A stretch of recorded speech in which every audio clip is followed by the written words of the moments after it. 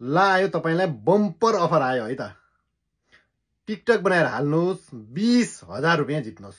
2,000 होइन नि, 20,000 रुपियाँ जित्नुहोस्। टिकटक बनाएर हाल्ने, टिकटक भाइरल भयो भने 20,000 जित्ने। कति गजब छ होइन त। अब यो चाहिँ कसरी पाउनुहुन्छ भनेपछि तपाईँले चौफाको मेलामा चाहिँ जानु पर्यो। खोलागाउँ चौफामा लाग्ने काग तिहारको दिन लाग्ने मेलामा जानुहोस्। मेलामा गएर मेलाको माहौल देखिनु पर्यो, मेलाको भिडियो हुनु पर्यो। त्यो जसको सुकै भिडियो होस्, तपाईँ आफ्नो होस् या अरूको होस्, कसैले खेलेको होस्, कसैले खाएको होस्, जेसुकै गरेको होस्, तर भिडियो चाहिँ मेलाको माहौलको हुनु पर्यो होइन। भिडियो चाहिँ भाइरल हुनु पर्यो। त्यसपछि तपाईँले पाउनुहुन्छ 20,000 रुपियाँ। अब कसरी पाउने त 20,000 रुपियाँ, म कसरी लग्छु त भन्ने तपाईँको मनमा खुल्दुली भयो होला। ल एकैछिन सुन्नुहोस्। 20,000 पाउनलाई केही गर्नु पर्दैन, सामान्य छ। फर्स्टमा यदि मलाई फलो गर्नुभएको छ भने फलो चाहिँ गरिहाल्नुहोस् है त।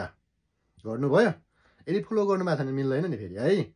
अनि 5 जनालाई यो भिडियो सेयर गरिहाल्नुहोस् न त। ल 5 जनालाई भिडियो सेयर गर्नुभयो?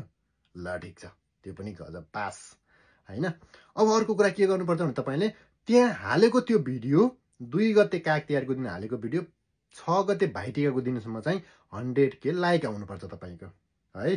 100K लाइक आएन भने तपाईँले पाउनु हुँदैन है त। अब लाइक चाहिँ आएन तर भ्युज आयो भन्नु होला फेरि। हो, भ्युज आयो भने पनि पाउनुहुन्छ, तर कति 1000 मात्रै फेरि।